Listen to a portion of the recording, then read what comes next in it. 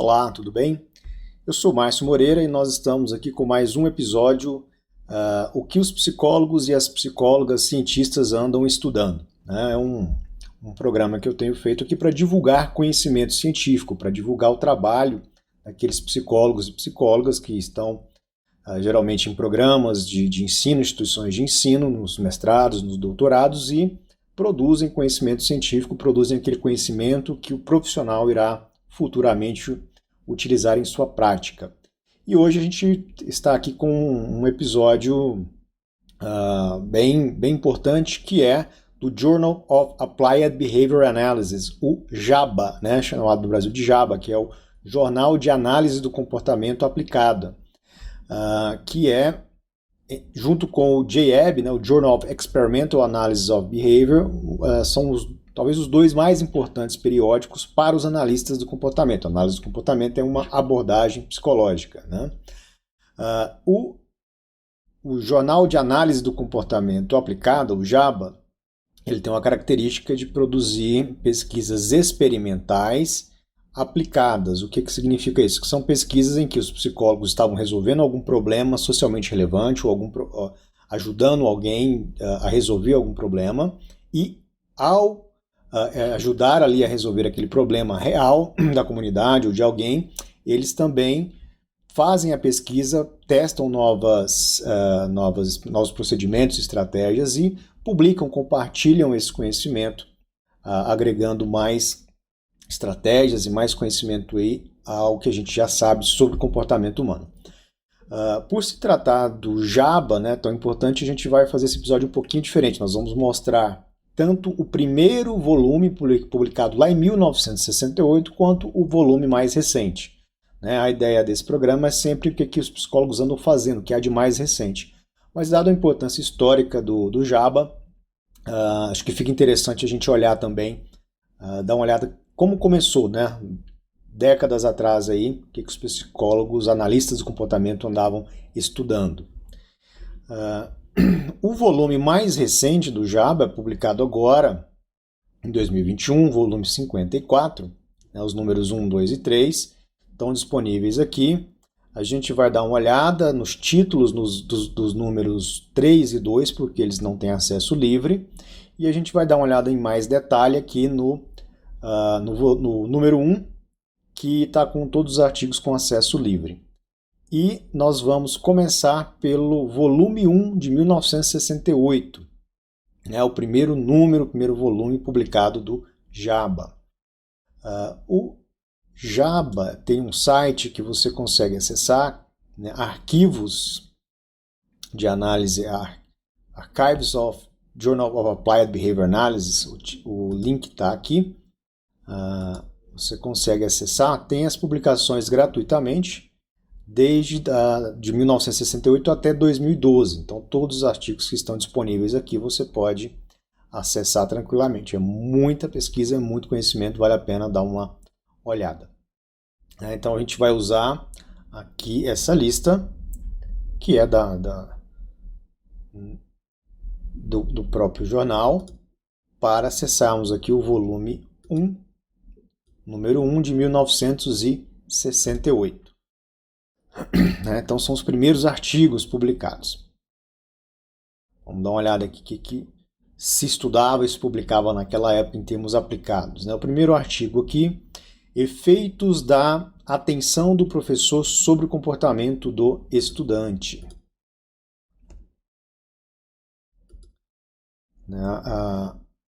Vamos abrir aqui o PDF. Esse artigo bastante interessante, eu fiz até um videozinho sobre ele, demonstrando, uma animação mostrando como a pesquisa foi realizada.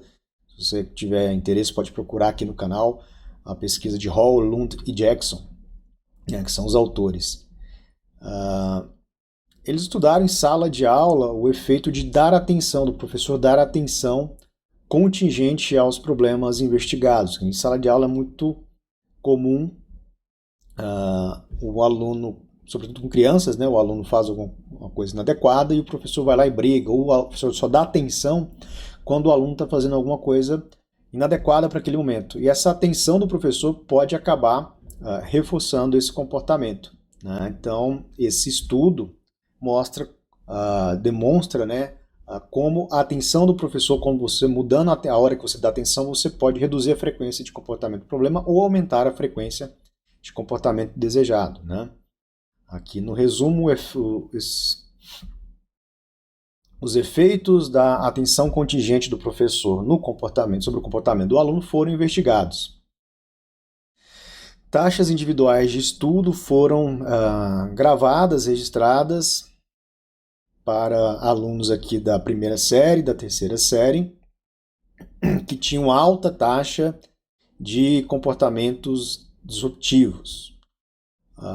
O período de reforçamento, no qual o professor dava atenção,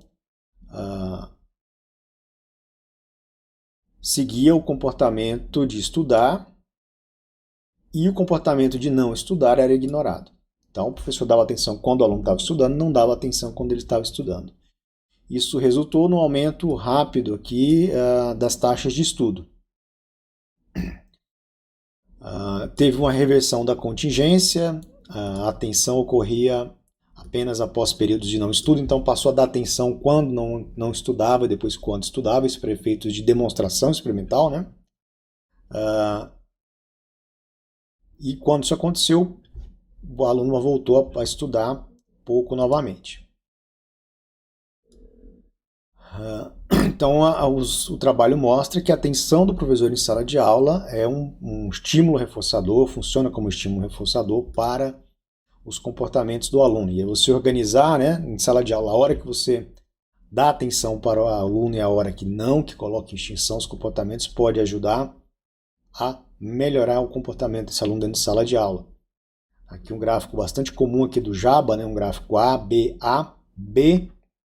Você tem aqui linha de base, o professor ali não dá atenção para o aluno, ou dá atenção da forma como sempre deu, né, quando está fazendo alguma coisa errada ou não, e não quando está estudando. Aqui, quando ele coloca a contingência em vigor, dá atenção quando o aluno estuda e não dá atenção quando ele não estuda. Dá para a gente ver aqui aumento na frequência, né, do comportamento de estudar. Volta para a linha de base, o aluno estuda menos, volta para a contingência estabelecida, ele estuda mais. Então, um artigo bem interessante, demonstra o princípio do reforçamento de uma forma aplicada, bastante rápida e numa situação aplicada em sala de aula. Vamos ver aqui mais alguns artigos. Então, Reinforcer Sampling, aqui deve ser amostragem de reforço, uma técnica para aumentar comportamento de pacientes mentais, aqui instituição de internação, do Alan Wasring, efeitos e efeitos colaterais da punição, de punir comportamentos autistas em uma criança. Então, também uma aqui, já em 68, o pessoal estudando efeitos da punição sobre o comportamento de uma criança com autismo. Por isso que a ABA, né, Applied Behavior Analysis, tem sido bastante utilizada para tratamento do autismo. Veja que isso aqui não é o primeiro, 68, já havia pesquisa antes, mas o JABA já começa em 68, estudando procedimentos para você lidar com crianças, com pessoas com diagnóstico do autismo. Produção e eliminação de comportamento disruptivo na sala de aula por variação sistemática do comportamento do professor. Então, aqui também outro estudo mostrando como modificações do comportamento do professor implicam em modificações do comportamento do aluno. Modificação do comportamento de crianças em casa com as mães como terapeutas. Interessante isso aqui. Então, provavelmente ensinando aqui as mães a lidarem com os comportamentos problemáticos das crianças em casa. Aplicando contingências de grupo em sala de aula ao comportamento de crianças pré-escolares. Então, aqui nesse primeiro periódico, nesse primeiro volume, né, um volume bastante marcado por intervenções na escola e com crianças. Aqui um que não é escola nem criança, os efeitos do choque como um punidor para fumar cigarros. Lembrando aqui que a gente está em 1968. Provavelmente hoje uma pesquisa como essa não seria aprovada no comitê de ética, ou pelo menos não a depender da intensidade desse choque. Né? Então aqui uma descrição, um problema já antigo que é o tabagismo. Então o artigo aborda, temos aqui o número de cigarros fumados por dia, está mostrando um decréscimo aqui, em função da intensidade do choque. Então, parece que teve um efeito. Efeito de reforçamento contingente e não contingente, reforçamento social em comportamentos de brincar cooperativamente de crianças. Né? Então aqui, reforçamento não contingente é quando o reforço ele é apresentado logo em seguida a emissão de um comportamento. Então a criança brinca adequadamente lá com a outra numa interação, você vai lá e entrega um reforço para ela. Então esse reforço é contingente ao comportamento de brincar adequadamente. Reforçamento não contingente, você geralmente estabelece períodos de tempo e você apresenta o reforçador independentemente do comportamento que esteja ocorrendo. E reforçamento social é elogio, interação, é o comportamento do outro, né? Quando você brinca com a criança, quando você olha, toca, fala, tudo isso pode funcionar como reforçamento social.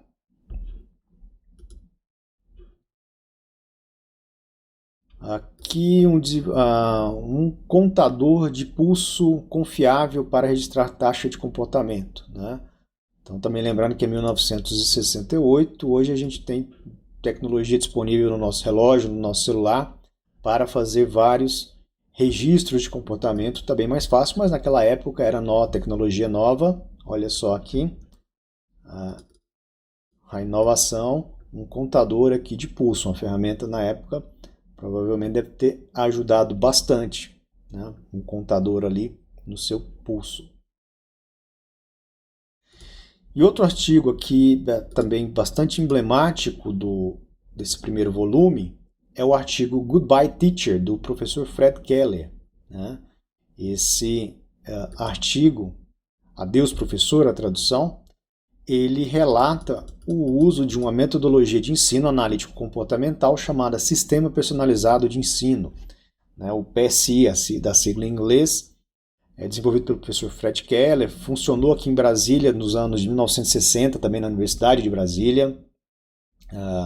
Eu pude participar de uma experiência como essa também, sobre a coordenação do professor João Cláudio Todorov, na instituição de ensino particular aqui em Brasília.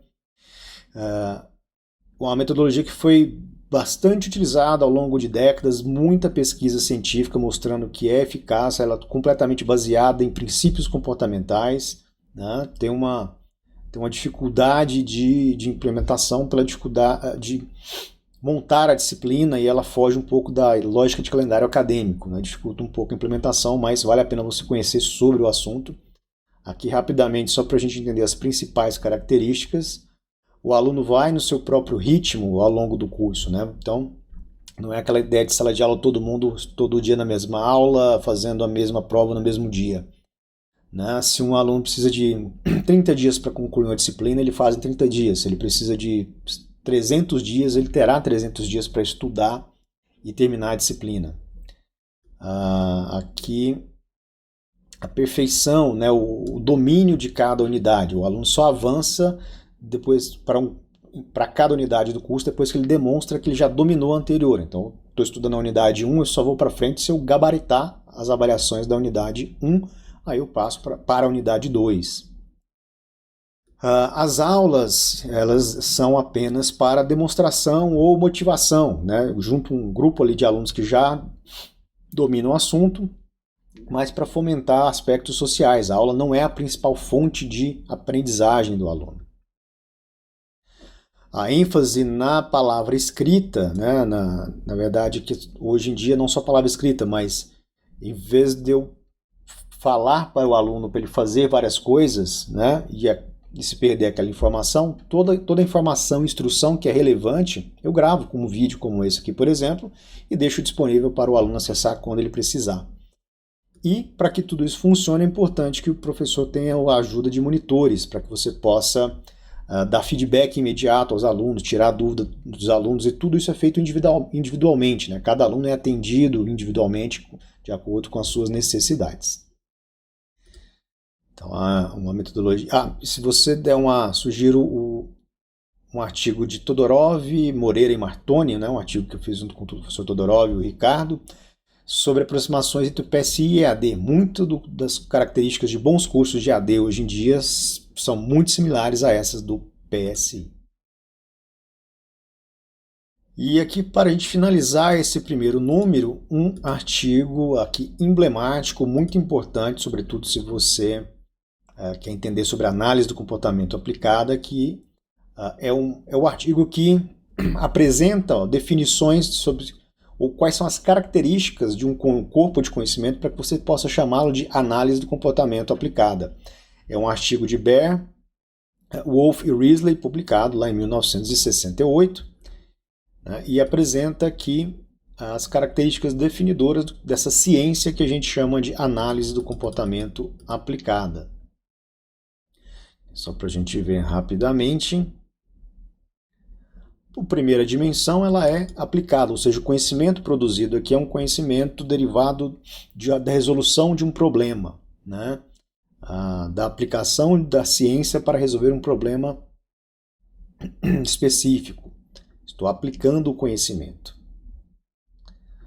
A segunda dimensão, essa aplicação ela é comportamental, né? Não é uma aplicação física, química, é uma aplicação que visa modificar comportamento. Um segundo ponto desse conhecimento é que ele é analítico, né? Eu tenho que decompor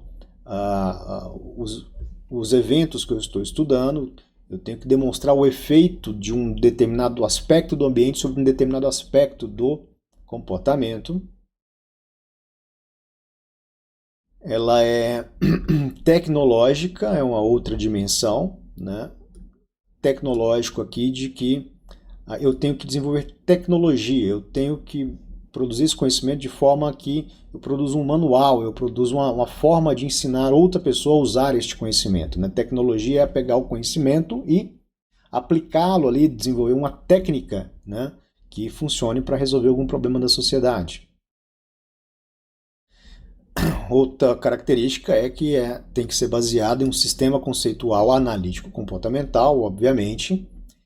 Esse conhecimento ele tem que ser efetivo, ou seja, eu tenho que produzir algum resultado, eu tenho que esse procedimento, essa técnica tem que efetivamente modificar comportamento no sentido desejado e tem que ter generalidade, quer dizer, o que eu aplico a um caso específico tem que me ajudar a resolver outros problemas similares, senão não.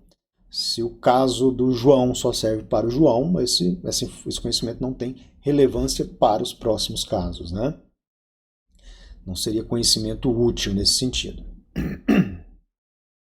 Então aqui a gente termina esse primeiro volume do Jaba. Agora vamos dar uma olhada aqui no volume 3, aqui já de volume 54, número 3, né, já desse ano 2021. 2 capítulos aqui, tributos ao professor Jack Michael, né, um importantíssimo analista do comportamento, que faleceu recentemente. Então aqui alguns ex-alunos estão escrevendo texto aqui em memória ao professor Jack Michael. Esse aqui é um artigo de discussão sobre a validade de dado produzido por contingências isoladas e sintetizadas durante a análise funcional de comportamento do problema. Então, a análise funcional é um importante aspecto para qualquer intervenção analítica comportamental. O artigo aqui apresenta uma revisão desse assunto. Revisões breves, adaptação de uma entrevista informada para análise sintetizada de contingências, né? Aqui, se não me engano, para você levantar informações, uma entrevista para levantar informações sobre casos com autismo. Né? Apresenta uma forma, adaptação dessa entrevista. Então, veja também bastante aplicado aqui. Artigos de pesquisa, preferência por e eficácia do reforçamento de diferentes tipos de atenção na escola. Veja que décadas depois continua sendo importante estudar comportamento na escola, que controla o comportamento e o efeito da atenção em crianças pré-escolares. Aqui já identificando diferentes tipos dessa atenção. Uma avaliação de renovação de mitigação, procedimento para comportamento de alimentação inapropriado, que eu não sei o que é esse procedimento, mas está investigando um procedimento para um problema muito comum, sobretudo com crianças, que é comportamento inadequado na hora da refeição. Uma comparação de função e de extinção baseada ou não em função para tratamentos de comportamento inapropriado durante a refeição. Então, também usando aqui variações de procedimentos de extinção para tratar comportamentos inapropriados durante as refeições.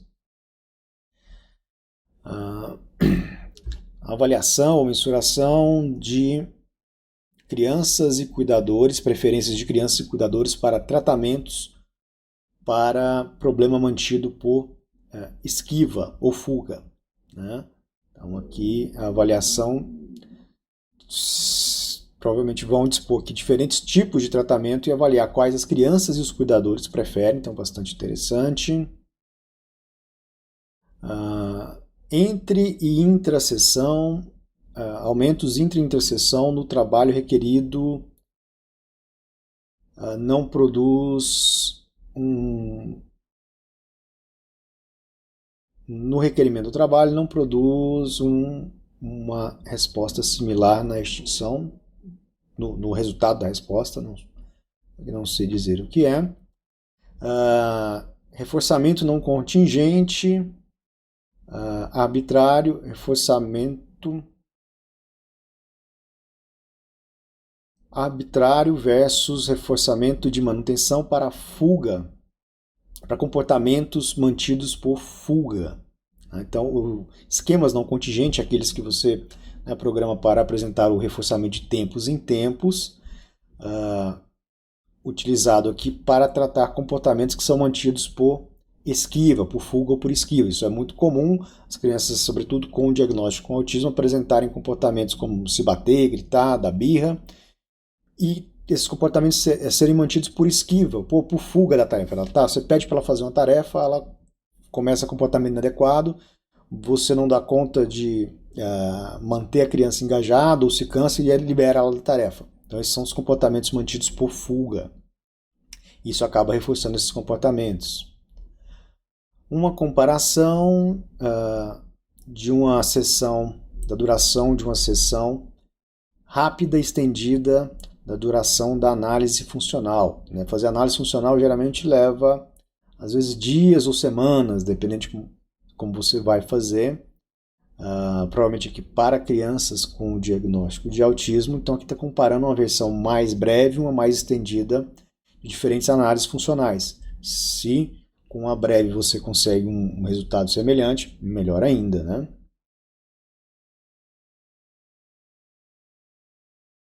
Aqui,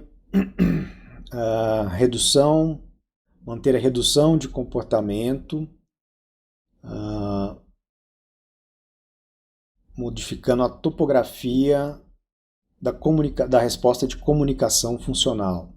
A comunicação funcional, geralmente usando figurinhas, né?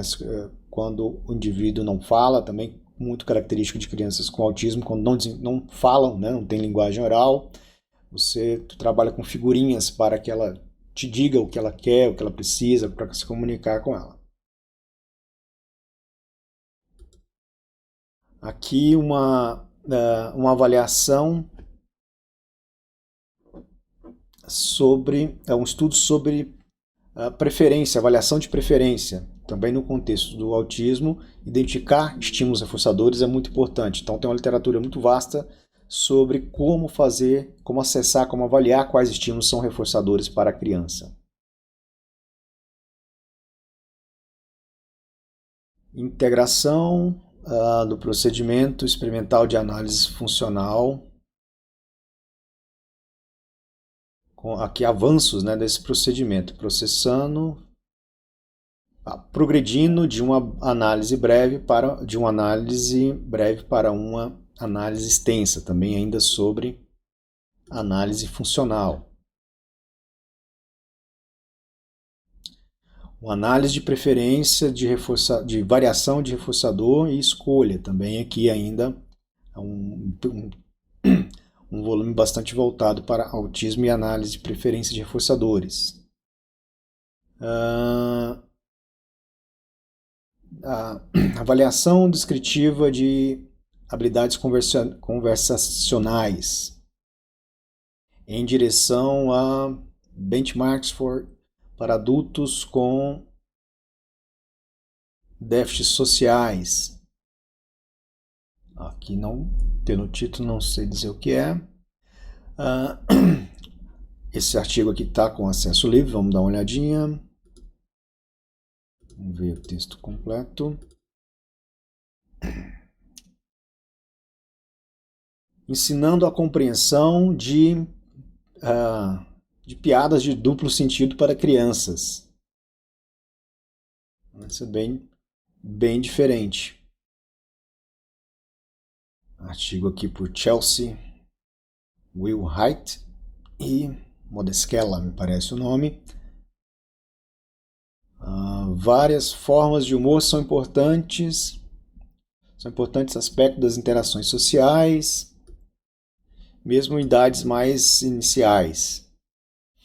A compreensão do humor é um repertório que é dito, que emerge ali entre as idades de 7 e 11 anos.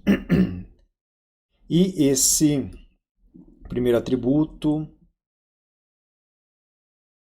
é primariamente atribuído ao nível de desenvolvimento cognitivo da criança. A literatura analítico-comportamental sugere que várias formas de comportamento verbal complexo, incluindo o uso de compreensão do humor, são operantes aprendidos e podem ser ensinados usando procedimentos sistemáticos de ensino. O estudo corrente usou múltiplos exemplares você apresenta várias, provavelmente que selecionaram várias piadas de duplo sentido e você vai reforçando o comportamento, apresenta um exemplar, reforça o comportamento da criança, apresenta outro, então você vai apresentando muitos exemplares, repetindo a contingência ali até a criança aprender. Treinando aqui com um procedimento com 3 passos de correção para ensinar a compreensão.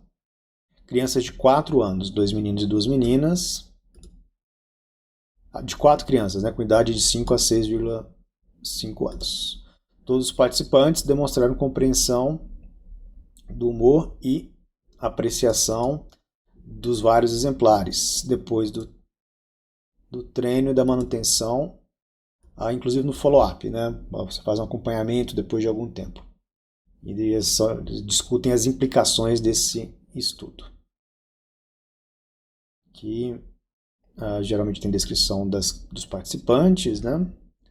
Aqui uma tabelinha com as piadas, né?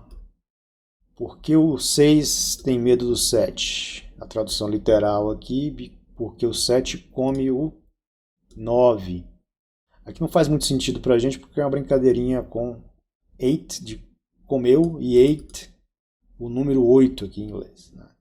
Então aqui é as piadas e os procedimentos que eles usaram para ensinar as crianças. Aqui uma avaliação do quanto achou engraçado. Um artigo bem diferente aqui.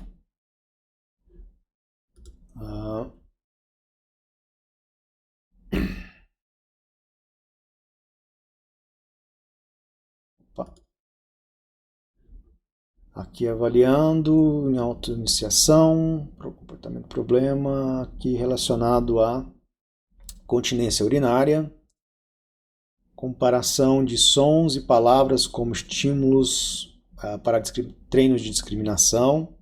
Aqui, muitos conceitos são ensinados com treino de discriminação condicional. Aqui estão provavelmente avaliando aqui a diferença de você apresentar uma palavra escrita versus o som da palavra em uma discriminação condicional. Efeitos da modelação via vídeo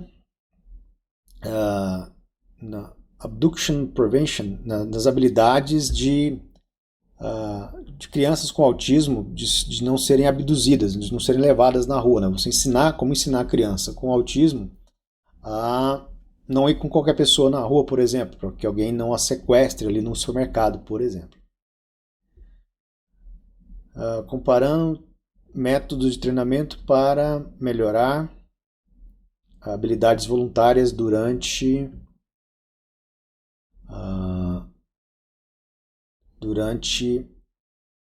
aquelas, acho que é ecoterapia que a gente chamaria em português, né? Um controle randomizado, provavelmente avaliando aqui esse tipo, como desenvolver essas habilidades para andar ali a cavalo, uma coisa assim. Aqui detalhes do não, na verdade, avaliação de submissões aceitas e rejeitadas no Journal of Applied Behavior Analysis. Gênero e experiência. Interessante. Alguém aqui, quando você submete um artigo, né, ele passa por revisores. É muito difícil publicar num jornal como esse. 90 e tantos % dos artigos submetidos são rejeitados. E aqui os autores fazem uma análise dessa rejeição por gênero e por experiência de quem está publicando.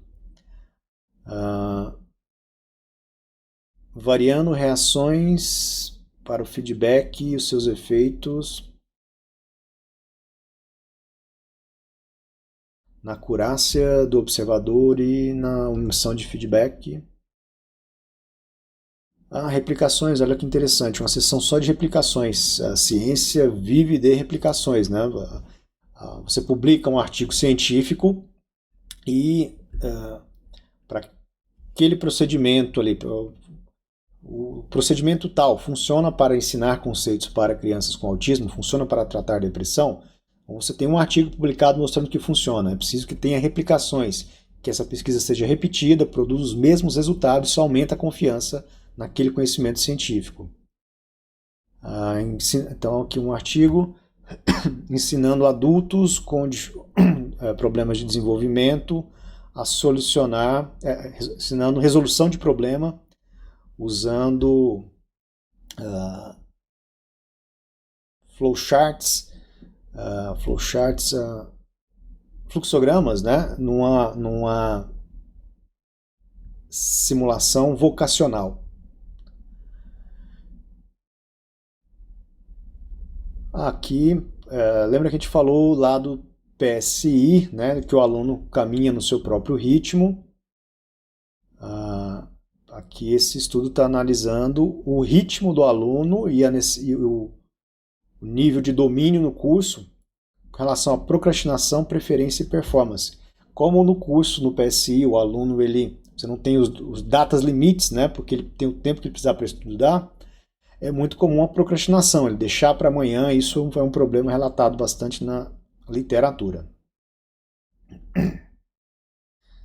Treino de matriz para ensinar tatos usando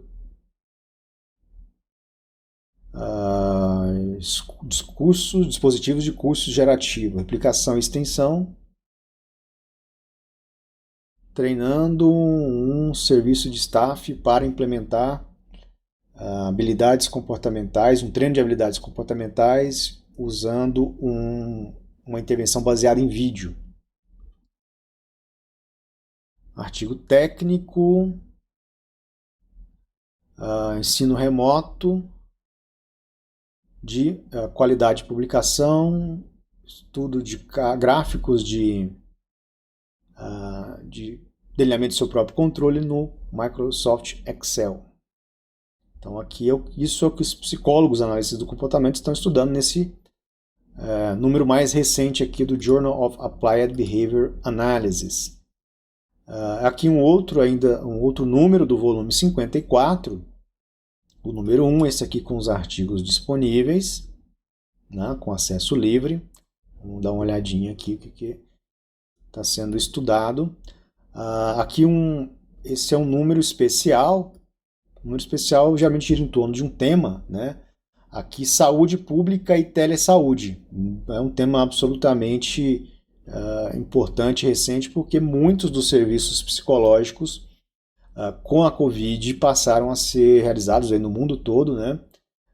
Via remoto, né? Com Skype, Meeting, o Zoom, usando essas tecnologias, videoconferência, para você poder continuar o trabalho, cada um na sua casa, por exemplo. Então aqui saiu um volume especial tratando só desse assunto. Vamos dar uma olhadinha aqui. Esse primeiro artigo, utilizando telesaúde para promover o acompanhamento do paciente que deixou o hospital, né, instituição de saúde, para acompanhar essas crianças com restrições alimentares de ingestão de comida. Então, né, em função da Covid-19, aqui um procedimento para acompanhar a criança que deixou a instituição de saúde ali, mas que tem problemas de alimentação, para você continuar o tratamento ou fazer o acompanhamento dessa criança. O próximo aqui, abrindo. Treinamento efetivo do staff, né, da equipe, para fazer nota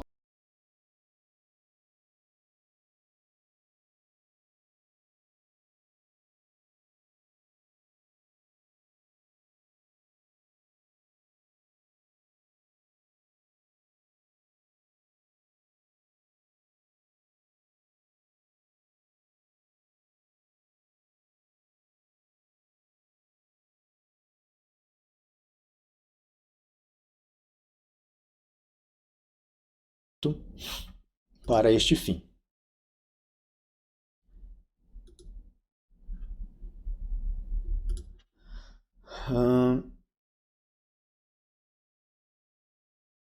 Isso aqui também é outra brincadeira com o número 8, né? Wait, Motivate and Motivate.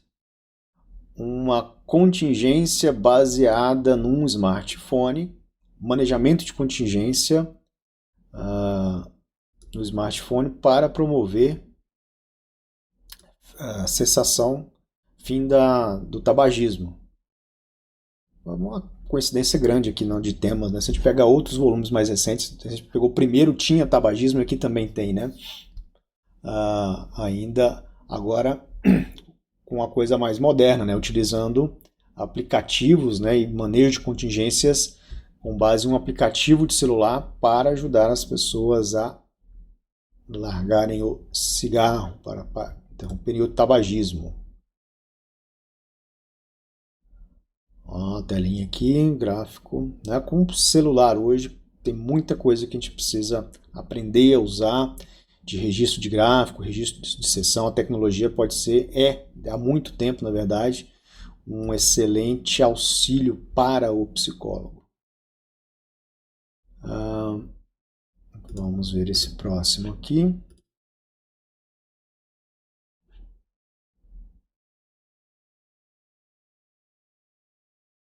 Análise funcional breve implementada pelo pai e o tratamento com coaching, né, ou treinamento via telesaúde. Então aqui provavelmente estão descrevendo uma forma, isso aconteceu muito, por exemplo, lá no Instituto Alden 4, na nossa clínica, né, os psicólogos que trabalham com as crianças com autismo, eles, do seu computador da sua casa, orientavam os pais sobre como conduzir as atividades com as crianças em casa, né, principalmente naquele primeiro período da Covid, onde ficou todo mundo em casa mesmo, né? Então aqui eles avaliam, e aqui nesse caso para ensinar o pai a conduzir análises funcionais breves. É muito importante fazer análise funcional de todos os comportamentos para saber o que mantém o comportamento, né? Então aqui uma descrição. Então quem trabalha com essa área tem aqui um material riquíssimo para poder usar, e não só para Covid, né? Às vezes para a pessoa mora num local de difícil acesso, não é possível ir todo dia, né? Eu penso que quanto mais a gente puder usar telesaúde, essas intervenções à distância, sem prejuízo da qualidade da intervenção, a gente deve usar o máximo possível. O uso de máscara, um treinamento via remoto, né, telesaúde, para o uso de máscara para crianças com autismo durante a pandemia. Olha que interessante. É um treinamento aqui, para abrir um treinamento para conduzido à distância, né, remoto, para ensinar crianças a usar máscara durante a pandemia. Bem legal e atual. Efeitos da transição de telesaúde apresentada, realizada por um técnico.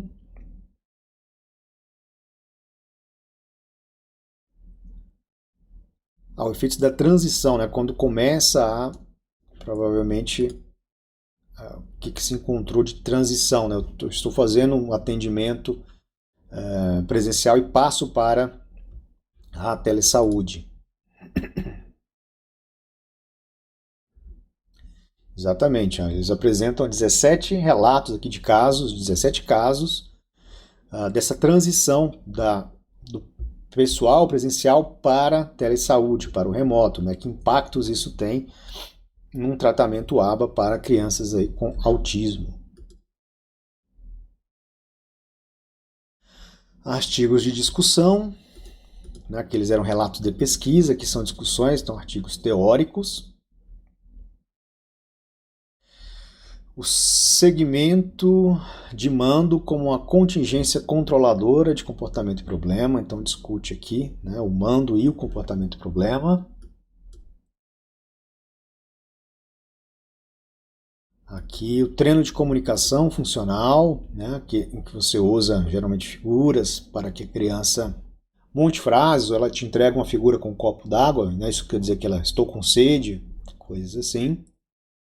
Treino de comunicação funcional, de eficácia para efetividade. Então, uma discussão aqui sobre treino de comunicação funcional. E um último artigo de discussão aqui. Uma revisão sistemática de procedimentos de ajuda física como prompt de boca aberta para aumentar a aceitação de crianças, provavelmente de comida para crianças com desordens alimentares. Então, uma revisão sistemática, esses artigos são muito importantes porque em determinado momento um conjunto de autores param, vamos ler tudo o que foi feito até agora sobre este procedimento e ver o que a gente tem, né? Vamos organizar, resumir, sintetizar esse corpo de conhecimento. Então, revisões sistemáticas são muito importantes nesse sentido. E aqui nós temos mais algumas sessões, também de artigos de pesquisa e comentários. Bom, fica aqui o convite, é uma edição com bastante trabalho, replicações também. A gente não vai descrever todos aqui, né? Tem bastante coisa, todos com acesso livre. Fica aí o convite para você conhecer, ler os artigos aqui, dos temas que você se interessar, do Journal of Applied Behavior Analysis, né? O JABA, o Jornal de Análise do Comportamento Aplicado. Então, bastante conhecimento, esse tipo de jornal produz um tipo de conhecimento que você já consegue transpor mais fácil para a sua prática profissional. Né?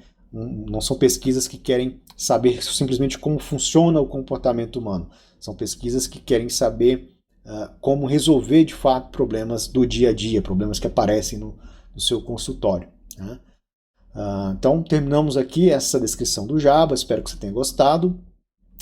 Lembra de dar o joinha aí para ajudar a incentivar o canal, a divulgar o vídeo, e clica no botão aqui de inscrever para você receber avisos, notificações, né, de quando a gente postar novos materiais aí. Se cuide, um abraço para você, até mais.